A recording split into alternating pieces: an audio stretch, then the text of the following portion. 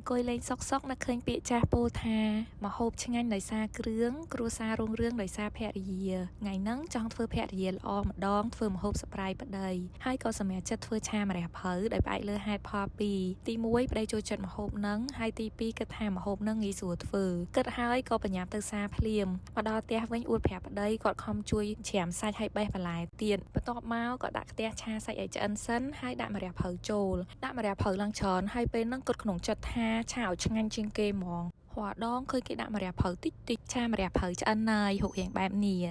ប្តីថាដូចខ្វះអីម្យ៉ាងរសជាតិឆាម្រះភៅនេះអត់ដូចឆាម្រះភៅគេធម្មតាបន្ទាប់មកក៏យកទៅឲ្យម៉ាក់ភ្លក់ម្ដងគ្រាន់តែគាត់ភ្លក់ភ្លាមគាត់ដឹងភ្លាមហ្មងថាឆានឹងខ្វះគ្រឿងហើយម៉ាក់ក៏ជួយរៀបចំគ្រឿងដើម្បីធ្វើម្ដងទៀតឲ្យត្រូវ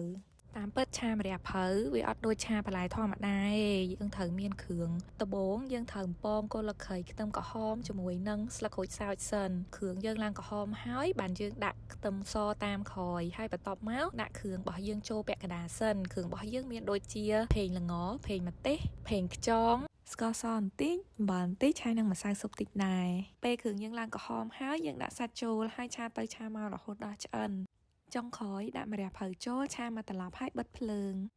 លើកនេះរសជាតិមកអែហ្មងញ៉ាំបាយចង់អស់10ចានអ្នកទាំងអស់គ្នាចូលចិត្តញ៉ាំឆាម្រះភៅចេះធ្វើនៅបើសិនជាអត់ទាន់ចេះអាចមើលតាមវីដេអូនេះបានប៉ុន្តែបើចេះហើយមានវិធីអីផ្សេងក្រៅពីនឹងទៀតជួយ comment ប្រាប់ផងណា